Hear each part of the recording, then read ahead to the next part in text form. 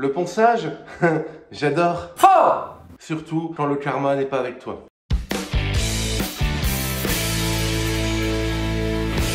J'ai eu ma ponceuse qui est tombée en panne, tu le sais. Le SAV, bon, l'a pris en charge, mais a été tellement long que j'ai dû trouver une autre solution. Et quand je regardais un peu ce qui pouvait se louer chez Kiloudou, chez Leroy, chez Loxam, etc., j'étais pas convaincu des marques qui pouvaient mettre en location. Et j'ai préféré attendre et trouver une autre solution. Heureusement que Nicolas était là, il m'a envoyé la sienne, qui est exactement la même que la mienne. Donc j'ai pu techniquement avancer, mais le Covid s'est invité dans la famille. Ma femme, mes filles, moi-même, encore là tu l'entends, peut-être, je l'ai encore, donc c'est pas la joie. Mais bon, il faut absolument avancer. Donc j'ai avancé, j'ai fait tout mon ponçage, donc tu sais, la passe de charge, enfin le collage des bandes, la passe de charge, le ponçage complet, ensuite ratissage, reponçage au glaçant, et on en est là aujourd'hui, les murs sont prêts.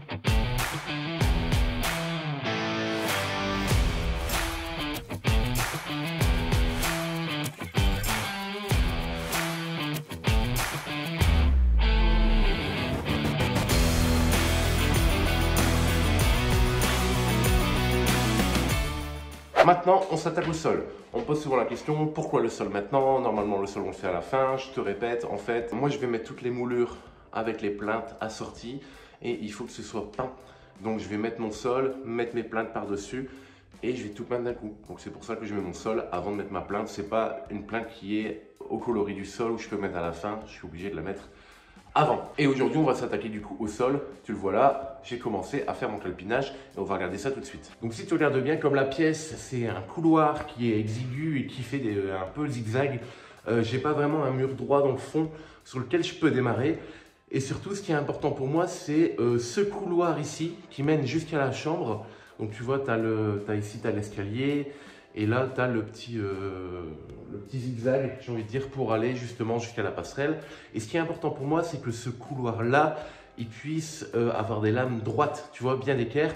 Parce que si je démarre d'un bord, soit le petit mur là-bas ou soit le mur derrière moi, comme c'est un petit bout de mur, je peux facilement partir de biais. Et ici, ça ferait dégueulasse de voir des lignes. Donc là, c'est l'endroit où ce sera le plus long. Et ce serait pas beau de voir que le parquet est de biais et que les lignes du parquet ne soient pas parallèles au mur. Donc, je vais démarrer ici par cette zone-là et ensuite, on posera le parquet, j'ai envie de dire, à l'envers, dans le sens inverse de clipsage, mais c'est possible de le faire. Pour terminer ce petit coin avec la porte, donc comme en plus il y a mon angle ici qui est cassé, attends, on ne le voit pas, je te le montre. Tu vois, comme j'ai mon angle ici, tout le bordel, on finira ça tranquille. Je vais démarrer ici par la plus longue. Et on pourra continuer ici vers, attends, je te prends, vers l'escalier jusqu'à là-bas. Donc l'idée, c'est comme pour le carrelage, c'est faire un calpinage. Alors qu'est-ce que c'est? C'est poser tes lames. Alors tu peux les mesurer, mais le mieux c'est de poser pour voir visuellement comment ça se passe. Pour être sûr que, tu vois, si je démarre avec une grosse lame ici, que quand j'arrive ici, j'ai pas un petit bandeau de parquet comme ça. Si c'était le cas, eh ben, on décale tout vers, imaginons, on décale tout vers la porte, en enlevant, je sais pas moi, une partie, en enlevant peut-être 10 cm, pour essayer de répartir au mieux le parquet ou ton carrelage. Donc l'idée c'est de faire comme ça et de voir aussi sur la longueur. Si je démarre avec une lame ici, j'ai pas envie de me retrouver pareil avec un petit bout comme ça au niveau du mur ou au niveau de la porte pour le seuil de porte. Voilà, il n'y a rien de très compliqué, c'est juste positionner pour savoir comment bien démarrer. Et ce qu'on va faire aussi, c'est ici, tu vois, donc là j'ai mon mur avec la porte, donc j'ai un mur droit, et ici j'ai rien du tout. Donc on va venir se positionner un rail ici. Donc ce qui est bien avec le fermacelle que j'ai mis au sol, on peut visser directement dedans. Mais si tu as un plancher bois, tu peux aussi. Ou même un plancher en béton d'ailleurs. Par contre, fais attention, si tu as un plancher chauffant. Il ne faudrait pas percer un tuyau. Je vais me mettre un rail ou un bois, je vais regarder ce que j'ai en stock pour pouvoir m'aligner au mur ici et avoir une belle ligne droite tout le long. Comme ça, quand je vais venir clipser mes lames et que je vais taper avec mon maillet, ici mon parquet, là, il ne va pas décaler là-bas, tu vois, il va être embuté contre quelque chose. C'est la petite préparation à faire pour être sûr de faire quelque chose de propre. Allez, c'est parti!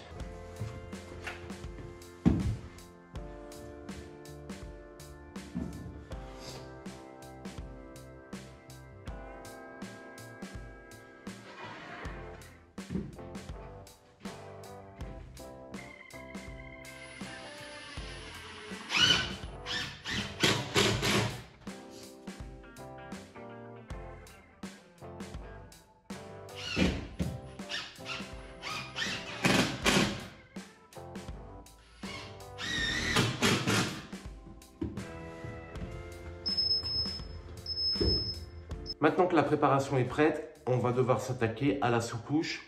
Mais avant ça, il faut s'assurer que ton sol soit bien propre, bien plan. Et surtout, qu'il n'y ait pas tu vois, comme là j'ai fait mes enduits, il est possible que j'ai fait tomber un peu d'enduit et qu'il y ait des petites boulettes d'enduit qui tombent. Donc, tu prends un outil comme ça, tu vois un gratteur, je dis un grattoir, je suppose que c'est un autre nom. Tu passes un peu partout pour être sûr de ne pas laisser d'irrégularité trop importante parce que même si on met une sous-couche, si tu as vraiment une grosse boulette qui va arriver, et ben, ta sous-couche, elle ne va pas savoir l'absorber. Donc, tu passes un coup vite fait, un coup d'aspi, un coup de balai, et ton sol sera propre. Il sera prêt à recevoir ta sous-couche.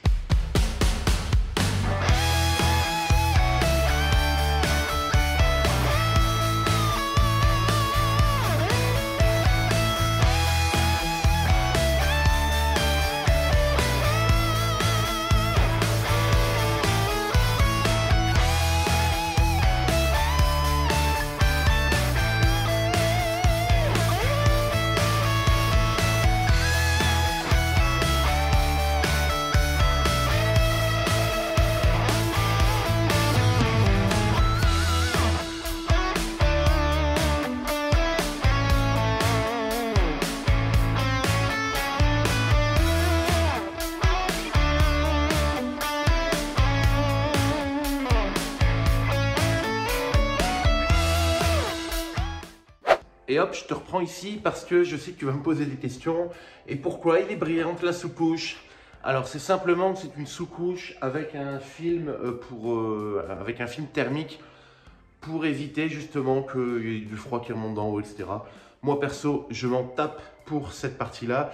Si j'ai choisi ce film-là, c'est simplement parce qu'il fait 5 mm d'épaisseur. Et tu vois, sur les jonctions entre chambre et couloir, comme j'ai pas fait le sol d'une traite, j'avais besoin de rattraper un petit peu. Donc avec la sous-couche de 5 mm, je suis à fleur. C'est parfait. Donc c'est pour ça que tu vois qu'il y a cette sous-couche-là. C'est pas beaucoup plus cher qu'une autre, mais ça te permet de compenser un petit peu plus l'épaisseur. Donc tu vois, on a bien avancé. J'ai fait cette partie-là. Et là, on va se mettre dans l'autre sens pour continuer jusqu'à là-bas. C'est parti!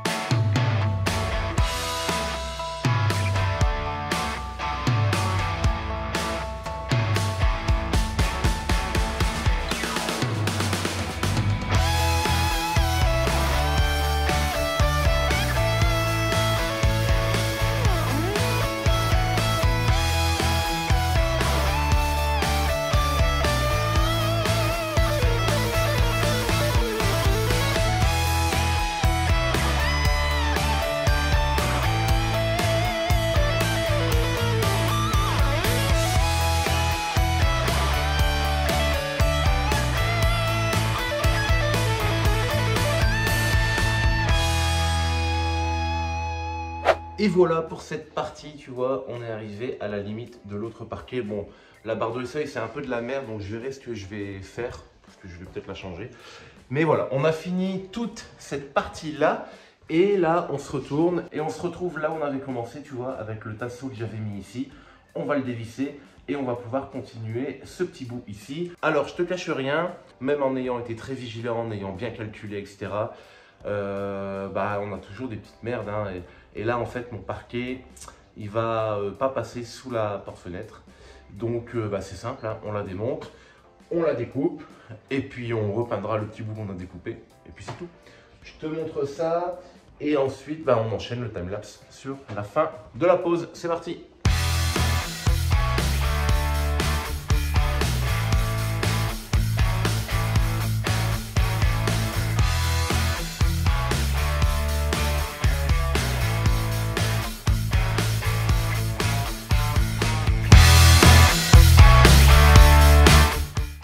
Je dois redécouper ce petit bout là, tu vois, à l'endroit où il y a le petit arrondi. Alors je vais le faire à la scie circulaire. T'as raison, ce serait beaucoup plus simple de le faire avec une scie sur rail, mais j'en ai pas, donc on fait avec la moyenne du bord.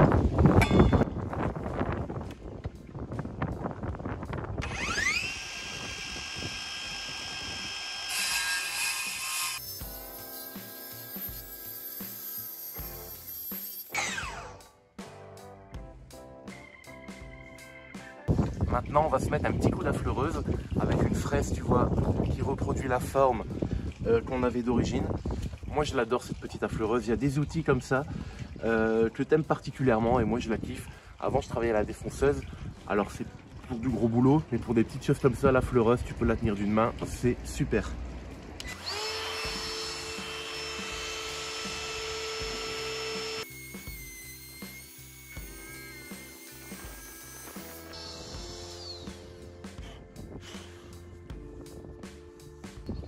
Et hop, ni vu ni connu.